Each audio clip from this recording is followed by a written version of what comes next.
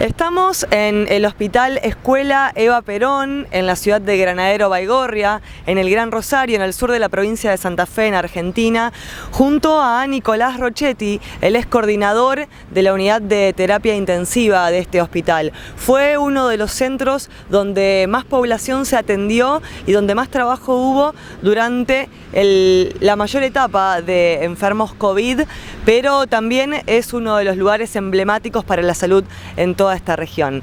Nicolás, bienvenido. Contanos cómo funcionó este espacio durante la mayor complejidad de la pandemia. Bueno, ante todo, muchas gracias, Flavia.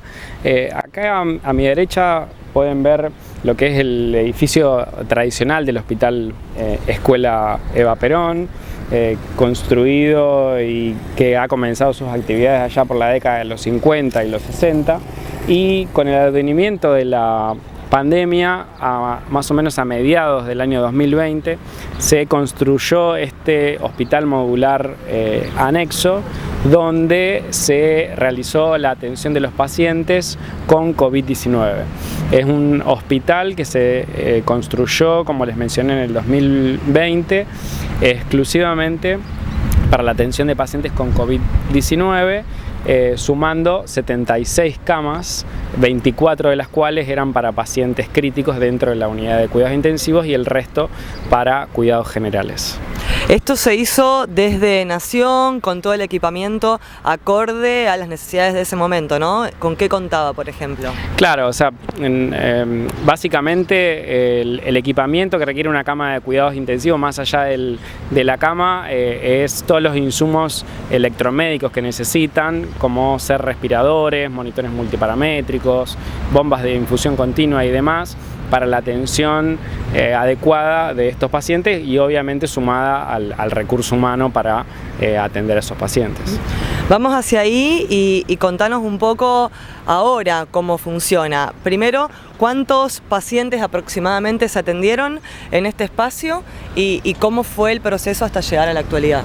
En este espacio se atendieron más de 1000 pacientes con COVID-19 y a lo largo de las distintas etapas de las diversas olas, obviamente la demanda se fue acrecentando y disminuyendo, y en la actualidad, donde no tenemos afortunadamente pacientes ingresados por COVID-19, atendemos pacientes con patologías críticas no COVID, es decir, la unidad de cuidados intensivos funciona adentro de este hospital modular anexo.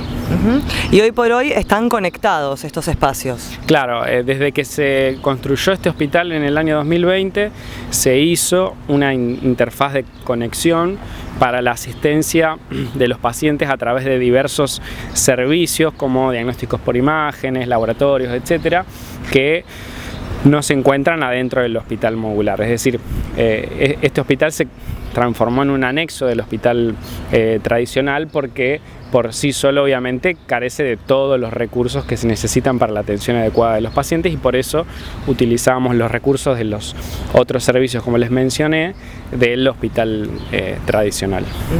Hoy por hoy, ¿qué tipo de personas llegan con qué afecciones aquí? En general volvimos a las características previas a la pandemia. Esta es una unidad de cuidados intensivos que se denomina polivalente porque atendemos diversos tipos de patología. Principalmente se atienden patología trauma, sobre todo por accidentes de tráfico. Atendemos patologías respiratorias, infecciosas, cardiovasculares y post-quirúrgicas, además de patologías relacionadas con el embarazo. Es decir, por nombrar las más frecuentes que atendemos. Es decir, atendemos un amplio número de patologías y por eso este tipo de unidad es una unidad polivalente. En cuanto a la cantidad de médicos y médicas que trabajaron durante la pandemia y ahora, ¿hay un número similar? ¿Cómo es eso? El número del equipo de salud es menor porque obviamente el aumento del número de camas con la pandemia generó mayor necesidad de recurso humano, y en la actualidad el recurso humano es menor en cuanto a número respecto de lo que fue en el momento pico de la pandemia. Desde el Hospital Escuela Eva Perón, en Granadero Baigorria, en la zona del cordón industrial más importante de la Argentina. Este espacio donde además del edificio histórico se construyó un hospital modular para atender durante la etapa más compleja de COVID a pacientes específicamente que estaban afectados por esta patología, y desde donde también se puede decir que ningún paciente quedó sin cama y sin atención. Desde aquí informamos Flavia Campeis y Jorgelina Tomasín para Foro Humanos y Tu Barco News.